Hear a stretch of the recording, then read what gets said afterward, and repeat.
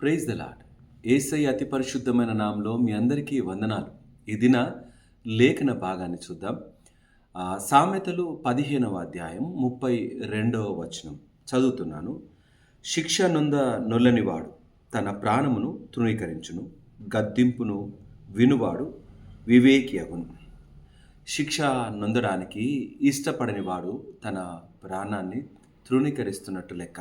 అయితే ఈ శిక్ష అనే మాట వచ్చేసరికి ఇది మనకు ఇష్టం లేని మాట. ఎవరైనా శిక్షిస్తే ఒప్పుకుంటామా?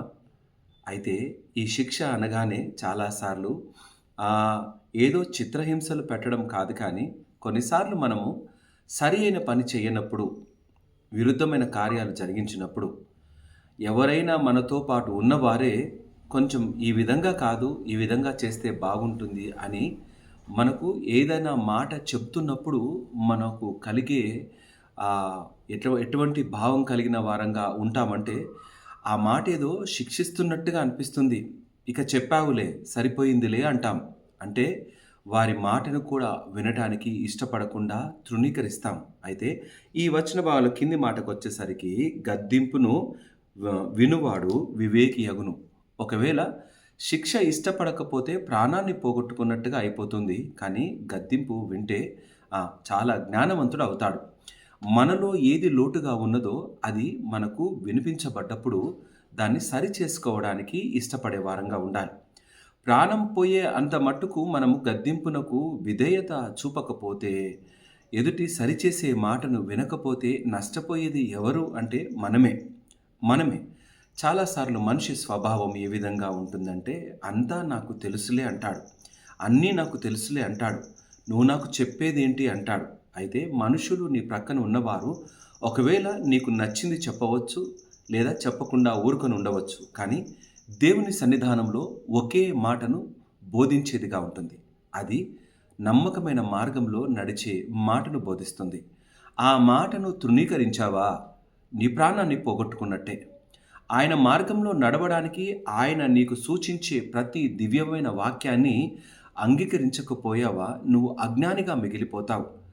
మనం జ్ఞానం లేని వారముగా అయిపోతాం.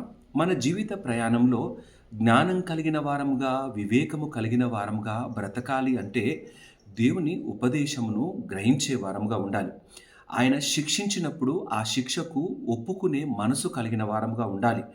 లేకపోతే మనము ఆ గద్దింపుకు లోబడిన వారముగా మన జీవితం మారిపోయి వాత వేయబడిన మనస్సాక్షిగా మారి మనము దేవునికి అయిష్టమైన కార్యాలు చేస్తూ ఆయనకు ఇష్టం లేని బ్రతుకుతూ జీవితం పైకి ఎన్నో కష్ట నష్టాలను కొని తెచ్చుకుంటాం. ఈ ప్రయాణంలో అటువంటి వారంగా మనం లేమంటామా? ఉన్నాం. చాలాసార్లు ఆయన గద్దింపుకు లోబడకుండా బ్రతికిన వారంగా ఉన్నాం. ప్రాణం మీదికి తెచ్చుకున్న పరిస్థితులు ఎన్నో ఉన్నాయి.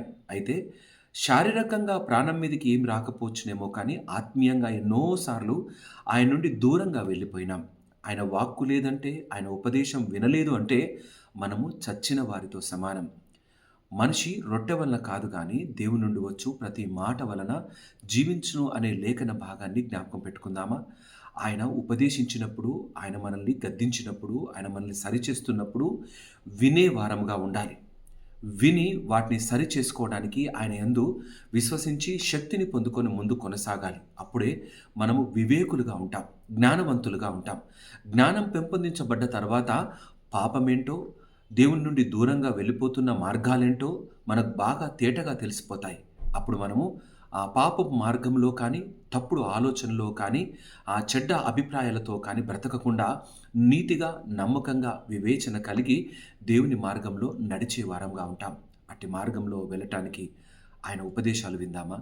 ఆయనతో కలిగి ముందు కొనసాగడానికి ఆయన శిక్షించినప్పుడు నమ్మకంగా, అయ్యా అవును నేను తప్పు చేశాను, నువ్వు గద్దిస్తున్నావు, నన్ను ఈ సమయంలో నన్ను శిక్షిస్తున్నావు, ఈ శిక్షకు నేను పాత్రునే అంటూ మనం నిలబడదామా?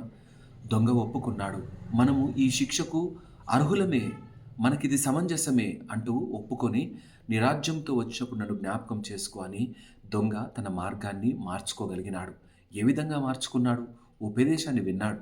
యేసయ్య తన యొక్క ప్రతి మాటను విన్నాడు. యేసయ్య మాట్లాడుతున్న ప్రతి మాటను జాగ్రత్తగా విన్నాడు. ఆయన చుట్టూ ఉన్నవారు మాట్లాడుతున్న మాటలను విన్నాడు.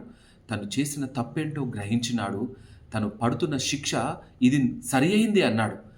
అందుకే ఆయన నన్ను జ్ఞాపకం చేసుకుంటావా అని అడిగినాడు. ఈ దినాన మనం కూడా ఆయన సన్నిధానానికి వచ్చి, అవునయ్యా, ఇప్పుడు నేను అనుభవిస్తున్న ఈ శిక్షకు, ఈ కష్టమైన స్థితికి బాధ్యుణ్ణి నేనే. నా అంతట నేనే చేసుకున్నాను. ఎందుకంటే నీ మార్గంలో నడవలేదు, నీ మాటలు వినలేదు.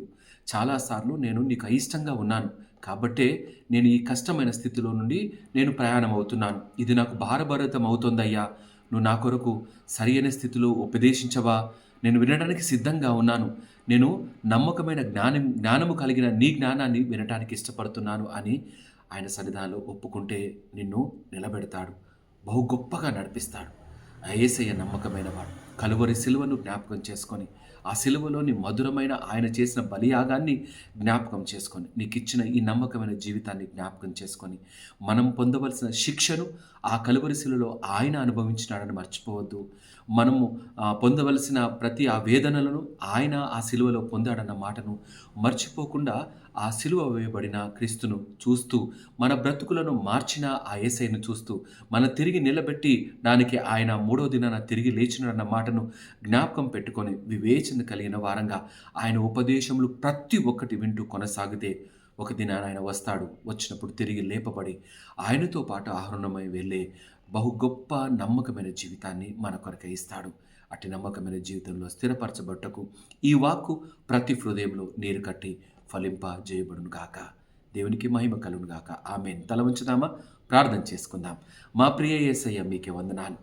నీ శిక్షకు నా తండ్రి లోబడు వారముగా మమ్మల్ని నిలబెట్టవా? మా బ్రతుకులో చేసిన ప్రతి అపరాధములకు బదులుగా నా తండ్రి నీవు శిక్షను అనుభవించిన మాట మేము జ్ఞాపకం పెట్టుకున్నకు సహాయం దయచేయవా? నీ ఉపదేశములను మేము శ్రద్ధగా విని వాటిని మా హృదయంలో దాచుకున్నటకు మాకు సహాయము దయచేయవా? యేసయ్య, మేము బలహీనులము. నా తండ్రి నీ మాట బలమైనది. నీ మాట మా హృదయంలో చేరితే ఇంకా బలంగా నిలబడి కొనసాగలం. అట్టి నమ్మకమైన బలము కలిగిన బ్రతుకును మా జీవితంలో స్థిరపరిచి నడిపించమని ఈ వాక్కు ఎంతమంది హృదయాలకు చేరినదో అయ్యా, వారి హృదయాలను నీరు కట్టి ఫలింపజేయమని ప్రార్థన చేస్తూ ఉన్నాను.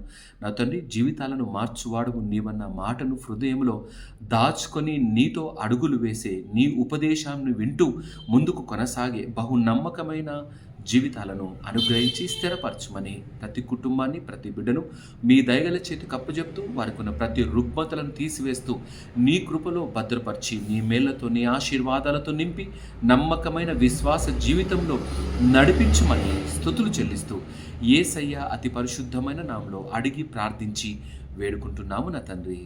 ఆమేన్. దేవుడు మిమ్మల్ని అందరినీ దీవించి ఆశీర్వదించును గాక. అందరికీ ప్రైజ్ ద లార్డ్. వీలైనంత మట్టుకు ఈ యొక్క వాక్యాన్ని అనేకులకు షేర్ చేయడానికి, మీ వాట్సాప్ గ్రూప్లో షేర్ చేయడానికి ప్రయత్నం చేయండి. ఈ వాక్కు ద్వారా ఎవరైనా దేవుని సన్నిధానానికి రావడానికి ఆస్కారం కలుగుతుంది. కాబట్టి మీ ప్రయత్నం కూడా ఇందులో భాగం కావాల్సిందిగా మనవి చేస్తున్నాను. Thank you.